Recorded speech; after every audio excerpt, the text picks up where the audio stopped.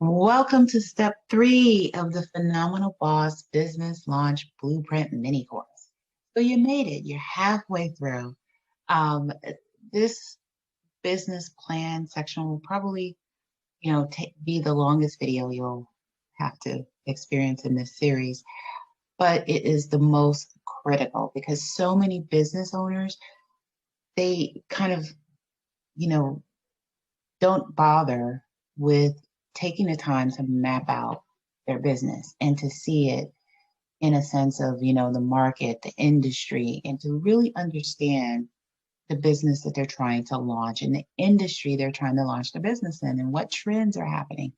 So the business plan is critical. And I say modified when we talk about creating your modified business plan, you know, you, you may think, oh my God, business plan is like 30 or 50 pages, right? No, here's the thing is, um, even if you have a one-page business plan, it's better to have a one-page business plan than for you to not have even thought about any planning whatsoever about your business. Even if you start off with one page, which is how I started when I started my business, it's better than having nothing. And so if you stay to, the end of this mini course, I'll share with you how you can get a business plan template. So, but your modified business plan, business plans are used, yes, they're used to get funding, they're used to get loans, but they're also used to, as a kind of like this compass, so you know what direction your business is headed. It's easy to sit here and say, okay, this is where I am now, but you need to know where you're headed. And you need to lay the foundation for, how your business is going to move forward. Is there even a market for what it is you plan to sell? So let's talk about that. But before we hop into the content of step 3, I want to make sure that you've done everything you needed to do in step 1, which was think about what you're passionate about. Think about what are your skills, what are your experiences, what have you overcome that you can help someone else get a transformation, because you were supposed to brainstorm all the different things you came up with, as well as what people come to you for. What problems are people coming to you for to solve? And then you were to take that in, all of that, kind of that brain dump essentially, and to, bring that over to step 2, which is, kind of coming up with your business idea by looking at all of those skills, experiences, things you've overcome, things you're passionate about, your interests, and translating those into what problems do you see that you've been solving all along for people. And that's taking in your personal experience, your work, your career, everything you've done in your life. What problems have you been solving for people, or what problems are you capable of solving? And so now we are in step 3, where you kind of take all of those ideas and you begin to like kind of part down and narrow it down, because initially things start off as like brainstorming, but now you're narrowing things down so you can actually see how, what the market looks like in terms of the product or service you want to launch. So when you do that, you want to think of, one of the first things that anyone would see in your business plan is your business summary. And so I always recommend that people save the business summary to last, because you want to work through your entire business plan before you ever kind of come up with a summary. And so what is your business summary? So a business summary is, kind of like a brief summation, you can think of it as your elevator pitch. When people ask you why your business exists, what is it that you do for people? It's all your business summary. You also want to think about your mission. What is the mission that you have? My mission is to help busy professionals transition from undervalued employee to passionate business owner. What is your mission in your business? What is it you're going to help people? What type of people are you going to help? What are you going to help them achieve, through your business? So think about what your mission statement is. Then you want to think about, how do you plan to set your business up? And you want to consult a legal professional when you think about these things. You want to do your own research, but you also want to consult a professional. because when you talk about launching a business, you also, you have to think about, you have to pay taxes on the money you collect, right? So you want to make sure that you're legally set up in a way that's most beneficial for you tax wise. So just, make sure you consult a professional so you know the different types of legal structures. And instantly people want to think, oh, I'll set up an LLC. And an LLC may not be the best option for your business. And also, is setting up an LLC doesn't mean you're set up the way you should be for tax wise. Because you could set up an LLC but be taxed as an S corp. So you just want to make sure that you have all the information you need so you can be set up correctly. Then the next thing you want to do is, now that you have like a few ideas about the type of business you want to operate and the problem you want to solve, you want to know how often are people searching for this type of problem or solution.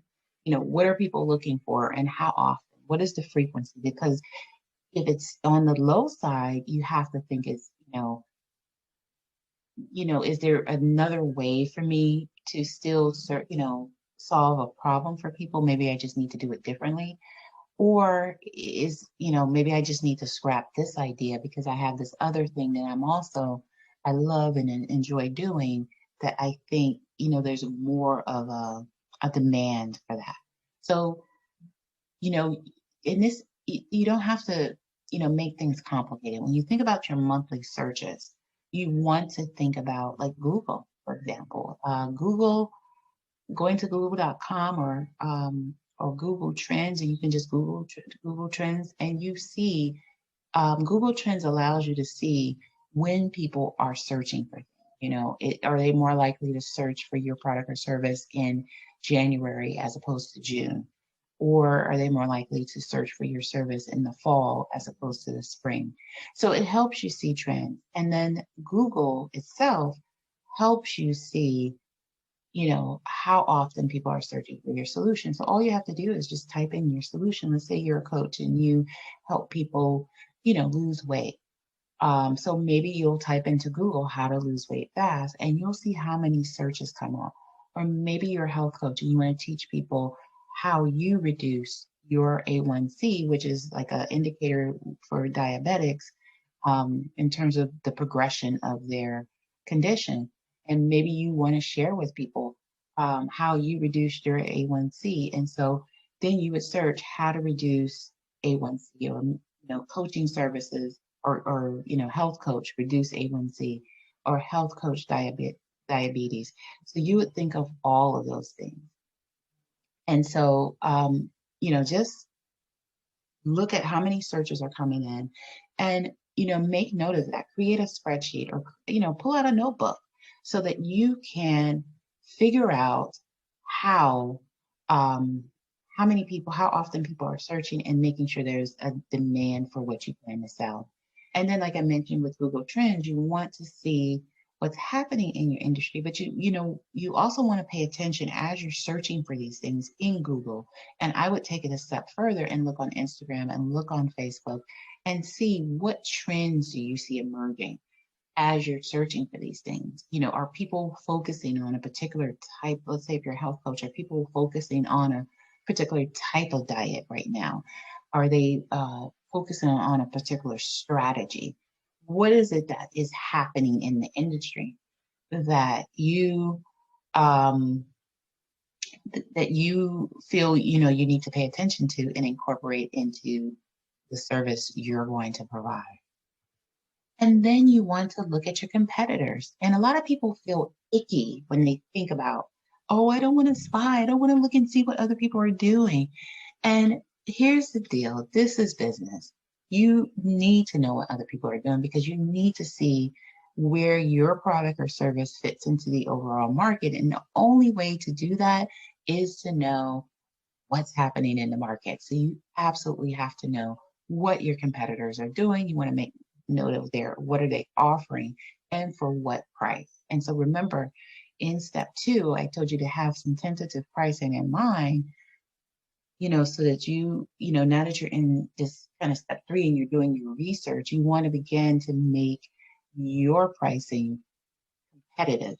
And so a lot of times, business owners tend to um, undervalue their services. And so this is a time for you to see what your market actually demands. What are people charging for this service? And it's time for you to make sure your prices are set accordingly. And then you want to think about, how do you plan to position yourself in the market? How are you going to compete with your competitors? And the only way to do that is to know what other people are doing in your industry. And so you want to think, am I going to offer something that other people aren't offering? Am I going to have a lower price? Is my quality better? Am I using a different fabric? If you decided to launch an e-commerce brand around, fashion product, is my quality superior? Or maybe you're, looking at your coaching program and you're going to offer, something unique based on your skill set that you don't see in the market. So think about, how can you compete? And do you have a better, service delivery for people that, people will latch on to, as opposed to your competitors? So as you're looking at your competitors, make note of what they don't offer, in addition to looking at what they do offer. And that is going to, help you begin to brainstorm about how you're going to put together your offer for your program. And you want to also think about who you're targeting demographically, because people get hung up on, like, oh, well, my service is for everyone. And the reality is, your service is not for everyone. There is a specific target audience that you need to figure out, who is going to benefit the most from your solution that you provide, who is going to benefit the most from what you offer. And that is your target audience. Is it like, are they local to your county? Are they local within your state? Are they, is it nationwide, worldwide? And you'll further break that down into, what is the economic status? Is there a particular, because you have to think, you want people to be able to afford the service that you're providing. You want to think, who can actually afford this service? Are these people homeowners? Are they renting? What is the household makeup, of these people? Because you have to think, in addition to, yes, you're solving a problem, but you're also going to have to think about, whether it's on your website or whether it's in your marketing, how you're going to craft a message that speaks to the very people that you're targeting. So it's really important that you're crystal clear on who those people are, who most benefits from the solution you have to offer. And so you want to think of them in terms of demographics, and you want to list as much as you know about them in terms of, who they are, where they live, what they enjoy doing, their family makeup. All of those things will help you craft a message that helps your product or service get in front of your ideal clients and customers. Then you want to think about, what third-party resources are you using to produce your product? So let's say, if you're a coach or a consultant, you're going to need Zoom, right? Because you're not going to be going out. You're not going to limit yourself to, first of all, to people within your existing community. Secondly, you're not going to be going to everyone's home. Number one, it's not safe.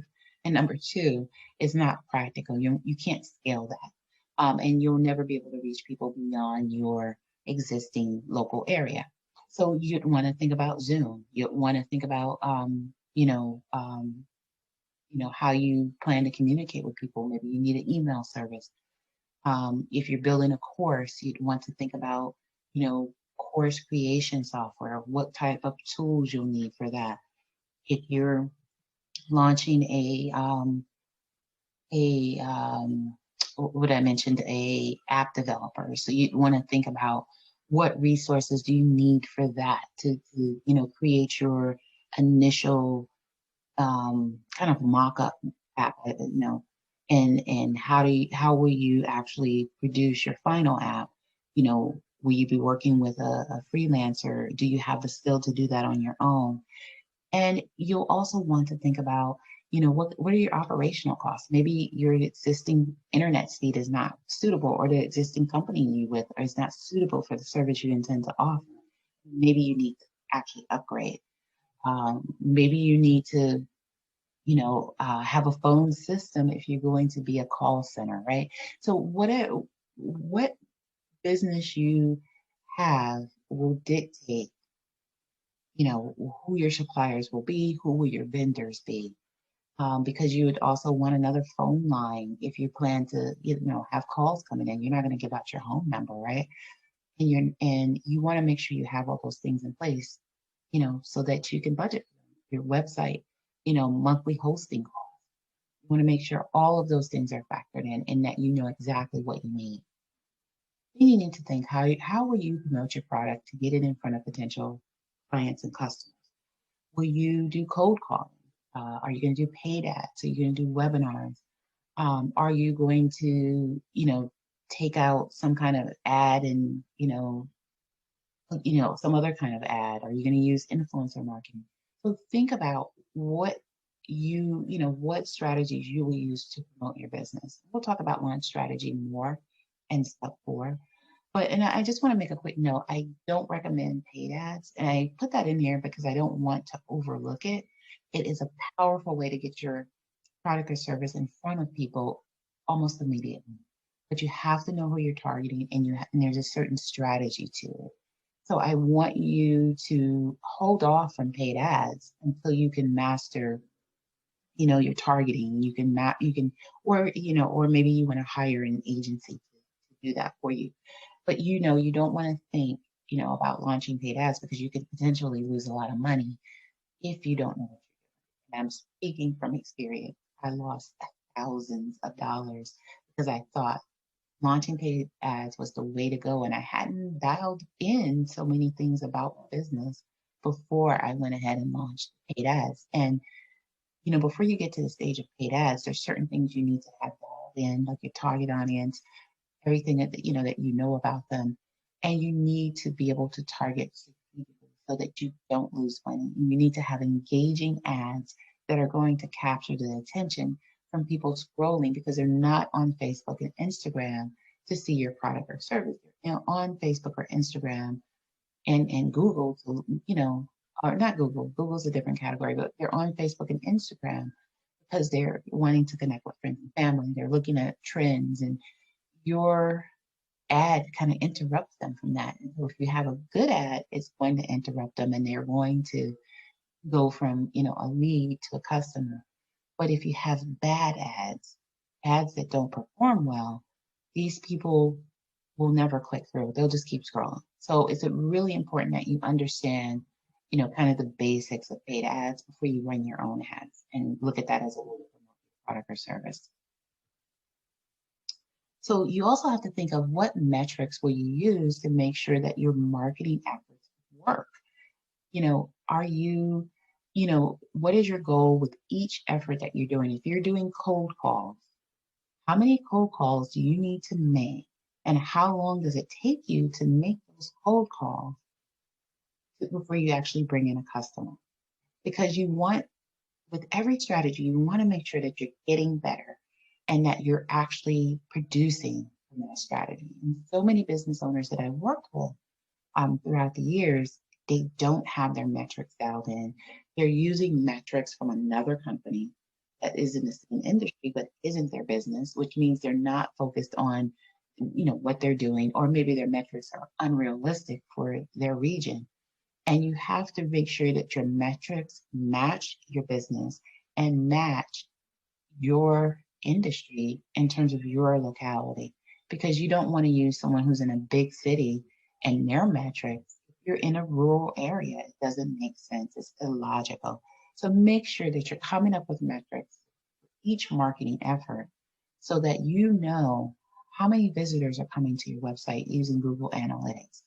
How much social media reach are you getting with your different posts and your hashtags by making sure you have a business social media account? How many leads are you generating? And from those leads, how many are actually becoming paid customers?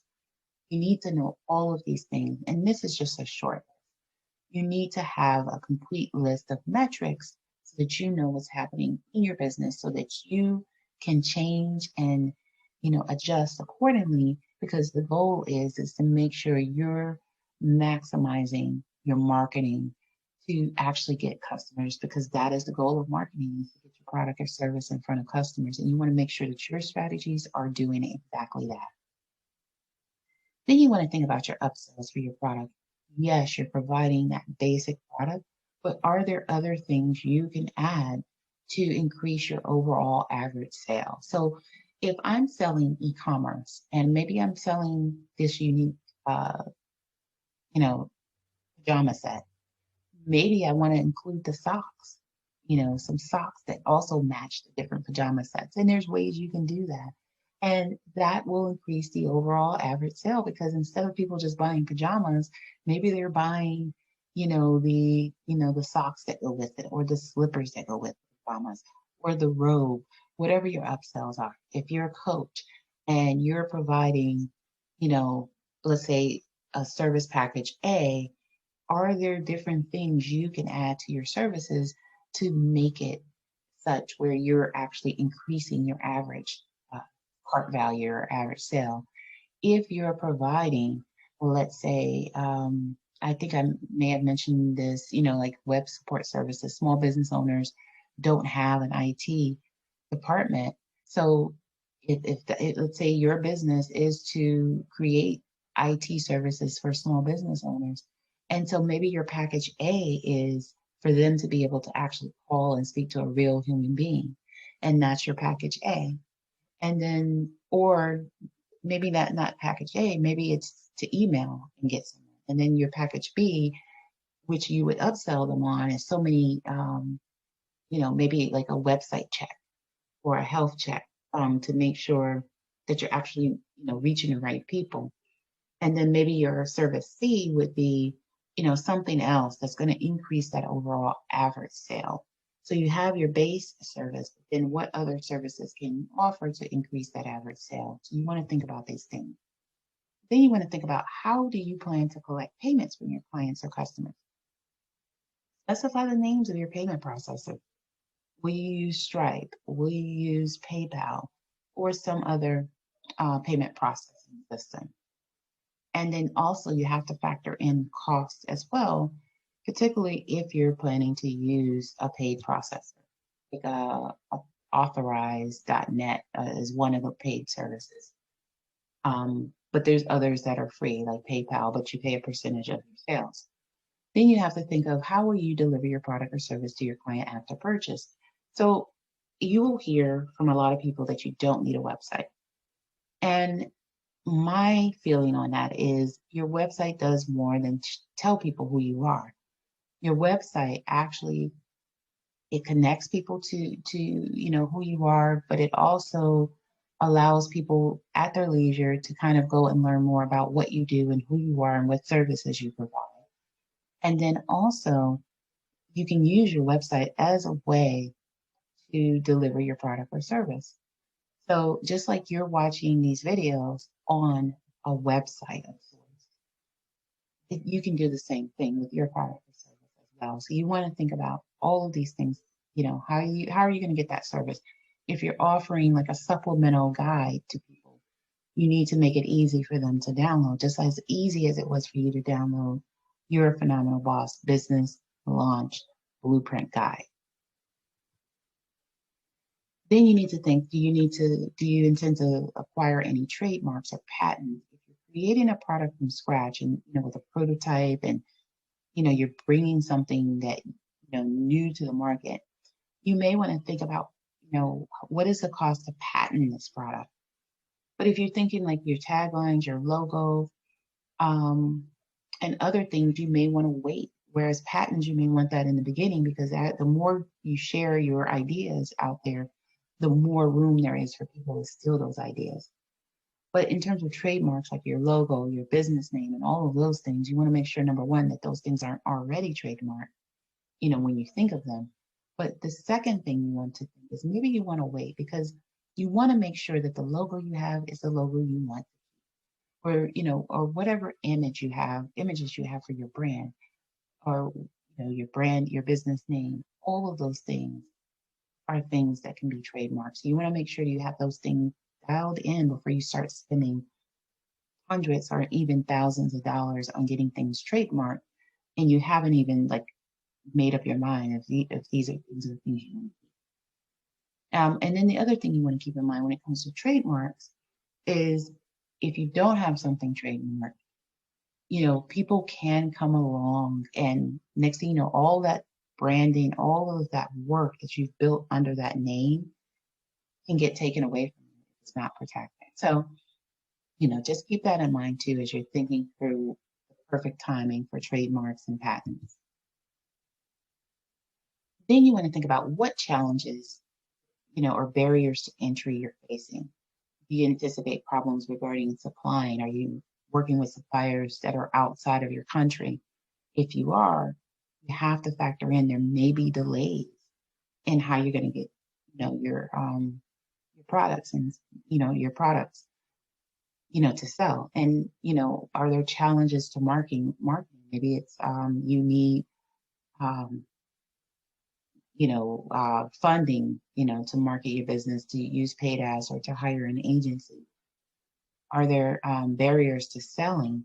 Maybe you're in a rural area and you're trying to reach more people. So now you need to kind of figure out, how do you get online to reach more people, to reach, get outside of that local area?